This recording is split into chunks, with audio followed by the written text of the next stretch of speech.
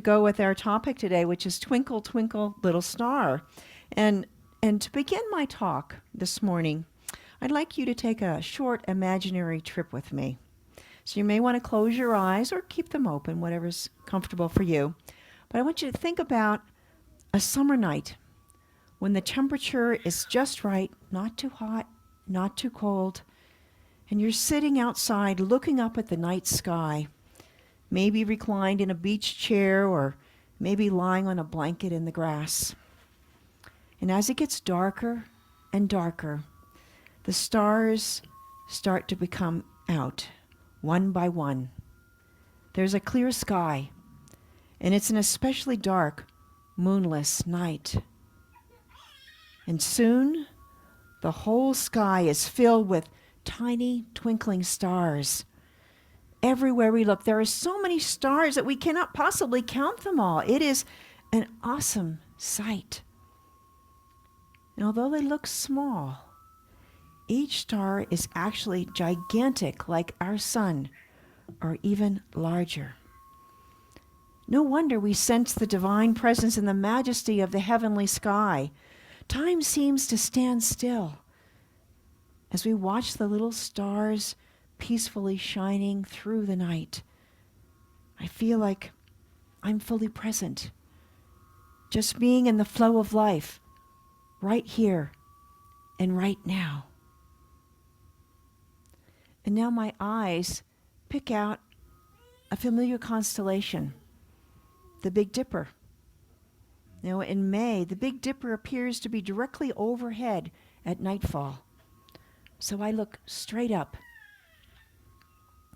And the light from each star in the Big Dipper has traveled about 80 light years to reach our eyes here on Earth. Two of the stars are even farther away, 101, the one at the end of the handle, and 124 light years, the one at the very edge of the cup. The light we see from these stars has been traveling through space longer than we have been alive, just to be here at this moment. Now, the brightest star in the sky, which is visible from the northern hemisphere throughout the year, is Polaris. It's also known as the North Star.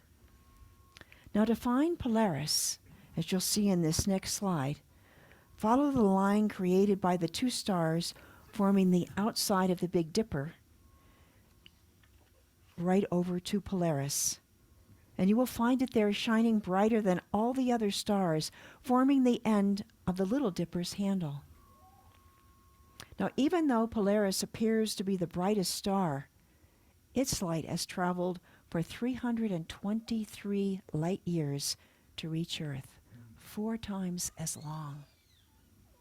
And so as we stare into the night sky, the other stars in the constellations appear to slowly circle around the North Star if you watch long enough, since the alignment of Polaris from Earth roughly follows the Earth's axis. And because Polaris appears to be roughly due north, it's been used for centuries by navigators on land and by sea to plot a course to their destinations. So these stars and their constellations have been friendly companions to human travelers since we first appeared on Earth. You know, it feels so peaceful to be still, to be contemplating the heavens and these distant divine creations. We gently drift off to sleep. And then in the morning, as the sun rises, the stars disappear from the sky. The stars are still there, shining their light into the cosmos, but the bright sunlight prevents us from seeing the stars, right? It's only during the darkness of the night that we can see these beautiful reminders of the presence of God. You know, in our modern world, we must find a remote location far from the lights of human civilization to see these natural wonders. And in the nighttime sky, the light and the darkness coexist together, each enhancing and giving definition to the other. They're both a part of that spectrum of light and of life. We need the darkness to define the light so we can see it, and the light to cut through the darkness, that we know that presence of God is always there. So each one of us is a star shining our light into the cosmos. Now, we've been created as an expression of that divine to share its light with the world in our own unique way. The light that shines from within us is that same light that lights up the whole universe. You know, when you look at these new babies and children, you see that light in their eyes just lighting up the universe. And we are like that, right? The light shines from within us. It's that same light that lights up the whole universe, that divine light. And as Ernest Holmes discussed in this morning's reading, knowing that we are the light of the world, it's not based on conceit. To the contrary, we are surrendering to the whole of the universe, to the infinite invisible genius that dances every dance, sings every song, plays every play, and writes every book. We are part of that one life that is God. Ernest Holmes in the Holmes paper, which was the reading this morning, he said, there has to be in everyone a light. There has to be in everyone a divinity that shapes his ends. There has to be behind everyone an urge and a push, and in front of him, a pull that is irresistible, immutable, absolute. There has to be a world or a state of consciousness that exercises its authority to the level of our present perception. There has to be, or we would not be here. We're a divine creation. Now, as Ernest continues, and I love this description of his spiritual practice of contemplation in the book. He said, describes that one evening after teaching a class, so most of us would go home exhausted and climb in bed, but what he did was he sat down in the silence for 2 hours, as he did frequently, and he listened to the silence, and it spoke to him. And he looked into the darkness, and there he saw the light and the darkness. He said, it is there, and there is no question about it. He could sense it with his whole being, right? And when the light and the energy of our daily activities fade and become still, we can see that divine light, just like we can see the stars in the night sky shining their light from light years away.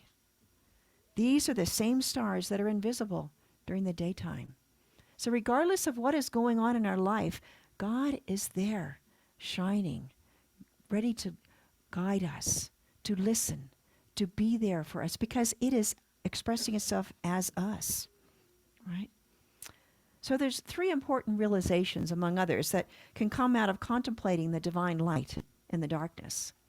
The first is that each star is not just a cute little star twinkling in the night. If we were to travel light years towards the stars, we would find that each one is a cosmic creation, a chaotic and powerful nuclear fusion reactor. Pretty powerful, right? Our own sun has provided an essentially constant amount of heat and light for about 4.5 billion years. Pretty amazing, right? The power of God is seemingly infinite and beyond human comprehension. Now, the second realization is that we have the same cosmic origin as these powerful stars. In a chapter called The Healing Light, from the reading this morning, he said, back of you, the infinite searches into manifestation through you, as you, what you are. It is you. All we have to say is, there is nothing in me but God. We're made out of God's stuff, When we surrender is not to a foreign agent, but we acquiesce consciously to a divine host. And if it's true that it exists in us, and it was put there not by our will, but by the will, the one and only divine will, who are we to deny it? That is who we are. It's changeless. Now, the third realization is that since there is nothing in us, except God, the light of God shines through us and as us. Eugene Holden, a practitioner that was at our retreat last fall, uses this affirmation: I am the light of the world. I shine wisdom, peace, grace and love on seeming darkness. I love shining my light everywhere I go. I am the light of the divine. Rumi, the 13th century Sufi poet, has a beautiful way of summarizing this analogy that we are divine stars created out of God's stuff. He says, no one looks for the stars when the sun's out. A person blended into God does not disappear. He or she is just completely soaked in God's qualities. Right? So God is peace, we are peace. God is love, we are love. God is wholeness, we are wholeness. God is joy, infinite joy, and we are joy. What a humbling and powerful realization that the light that we shine from within our being out into the world is the light of the divine, right? An endless supply. What a powerful purpose and opportunity each one of us has to be a light in the world, right? Now, all of the stars that are out there, they come together in constellations. And as human observers have looked up at the night sky, they've seen patterns of stars that they've grouped into star constellations with names like the Big Dipper, the Little Dipper. But there's also Orion the Hunter and Cassiopeia the Queen, right? And these constellations are groups of a few stars that we see from the Earth, that they have these imaginary visual patterns representing animals or people. But these stars may actually have no relationship other than visual patterns. In reality, they're light years apart, right? Galaxies, on the other hand, are actual massive swirling groups of gases, dust, and billions of stars and planets each that are held together by gravity. Human beings have relationships with other humans that mirror the relationships of stars to these constellations and the galaxies. Now, constellations, besides expressing divine light in our own unique way as an individual star, we are each also part of a constellation family here on Earth. Through our family relationships, we come to understand our purpose and our relationship with the other stars and the constellations in the universe. All the human constellations are united together like the celestial constellations that shine brightly, side by side in the heavens. We can each rejoice in our own place in the universe as we let our own unique light shine from within us, twinkling through the night. Right?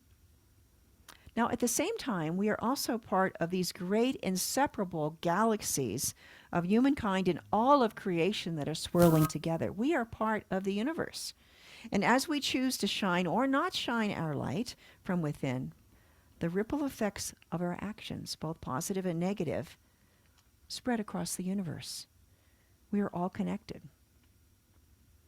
In the Hindu and Buddhist tradition, they have a tradition of Indra's magnificent jeweled net.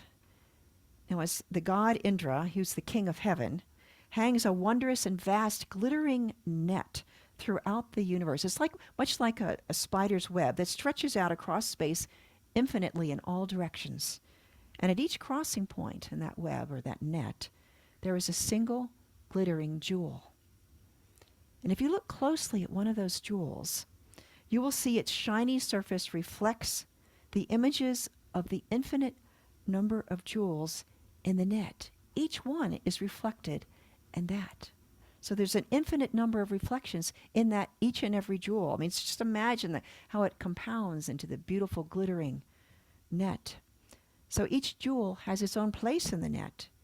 At the same time, it's connected to every other jewel in the net, just like the stars in the skies are connected to galaxies and people are connected to each other. A significant part of Indra's net is that whatever we do to one jewel, good or bad, affects the entire net. Therefore, a single helpful act, even a simple act of kindness, will send positive ripples across the infinite net, touching every jewel, every person in existence. So that simple act of kindness that we do every day is so important, that uplifts the whole universe, right? How powerful is that? And so that's why it's important that we let our light shine, the divine light that is shining in us, through us, and as us. The importance of each person shining their light is also recognized in the Bible, where Jesus is quoted in Matthew 5:14-16, and he says, "You're the light of the world. Let your light shine before others. No one, after lighting a lamp, puts it under a bushel basket, but on the lampstand, and it gives light to all in the house. In the same way, let your light shine before others, so that they may see your good works and give glory to your Father in heaven," to that Spirit within us. Marianne Williamson recognized how shining our light ripples out to the universe in her book, A Return to Love. She said, "As we let our light shine, we unconsciously give other people permission to do the same. As we are liberated from our own fear, our presence actually liberates others. If they see us standing there bravely, standing out and sharing, then it makes it easier for someone else to do the same. They won't be alone." Now, the third point, though, that I would like to make today is if we're each shining out that light from within us, if all of humankind was doing that, this is part of what is happening for the great turning. The shift in thinking from me thinking to we thinking, right? In general, humans are evolving to learn the importance of shining our light individually and collectively to express that divine light in through us and as us. And our light can heal and transform the universe. This shift in the universe, the great turning, has been written about by Joanna Macy and others. And instead, when we shift from the me to the we thinking, instead of living a life that benefits me, people's goals are evolving to create a life that benefits we, or all of us. All right. Now, there's some days when we can definitely question that, but there is overall this long-term trend that is happening, whereas we move from the tribal thinking to the we thinking. And we ask the question, a very important question, how can we sustain life on our planet? The answers cut across several aspects of our civilization. You know, there's an ecological crisis that's been created by climate change, and the industrial growth is just dependent on extracting materials from Mother Earth and turning them into consumer products, into energy, into weapons, and to waste. And, you know, it's this ongoing economic and political system that's increasing these societal splits based on suppressing others to benefit ourselves. That's the me thinking. And this has increased income disparities, oppression, racism, violence, all of these things that are about me. But when we think about we, it shifts our values and our goals. You know, it's whatsoever ye have done unto the least of these, my brethren, ye have done unto me. It's that golden rule that's in most religions around the world. This is a way that humankind is evolving to that more divine expression. When people live in their own silos without connections to other people, not only do they not shine their own light into the world, they also don't recognize the light that is coming from each and every person, each and every divinely created being. The world is ripe for change. This great turning occurs as light workers activate their spiritual practices, as they shine their inner light into the world and take action to create a new sustainable order that supports all people and all of nature. You know, wholeness requires that we embrace both the light and the darkness. You know, we can gain perspective and learn from the darkness and our shadows along the continues of fear and faith, or feminine and masculine, anger and peace, pain and joy. You know, I heard on the radio this morning an interview with the new mayor of Colorado Springs, and he ran as an independent. And one of the striking comments, he says, you know, I have my political views, and I shared those, but I believe that there is room for me to have my views and allow others to have their own. This is how we come together as one, right? Martin Luther King Jr. was also a man who shone his light in the world. He believed in the light from within all people. On April 3rd, 1968, he gave his last speech the day before he was assassinated, the next day. But here are some of the words in his speech when he observed the shift that he saw happening in the world. Strangely enough, I would turn to the Almighty and say, if you allow me to live just a few years in the second half of the 20th century, I will be happy. Now that's a strange statement to make because the world is all messed up. The nation is sick. Troubled is in the land. Confusion all around. It's a strange statement. But I know, somehow, that only when it is dark enough can you see the stars. Let me say that again. Only when it is dark enough can you see the stars. And I see God working in this period of the 20th century in a way that people in some strange way are responding. Something is happening in our world. The masses of people are rising up, and wherever they are assembled today, the cry is always the same. We want to be free. And another reason that I'm happy to live in this world is that we have been forced to a point where we are going to have to grapple with the problems that men have been trying to grapple with through history. But the demands didn't force them to do it. It's kind of like the debt limit, right? Survival demands that we grapple with them. Men for years now have been talking about war and peace, but now no longer can they just talk about it. It's no longer a choice between violence and nonviolence in the world. It's nonviolence or non-existence. That is where we are today. Right? So it's not a time for the faint of heart. It's not a time to feel despondent that we have nothing to do. We have to remember to bravely shine our light, our divine light, regardless of the darkness that we see around it, because that is part of the transformation. When we each step up is a part of that transformation. We must share our light to light the path for others, to discover the divine light within themselves, to acknowledge it and call it out. We must remember that our individual life will help the collective light shine brighter. And as we expand our consciousness and embrace the great turning, we must let go of the beliefs, things, and ways of being that are keeping us trapped in a past that can no longer sustain a healthy planet or human civilization itself, wherein all people can thrive and live their lives in love and light. It's a time to be still and contemplate the darkness until the silence speaks to us and guides us along a path of wholeness and love. It's time to open our hearts to recognize that we are spiritual beings living in the physical world, and that God lives in everyone, each and every one. And from this higher consciousness, we can let our inner light shine into the world, into the darkness, to heal the planet and our civilization. Let's take this to prayer.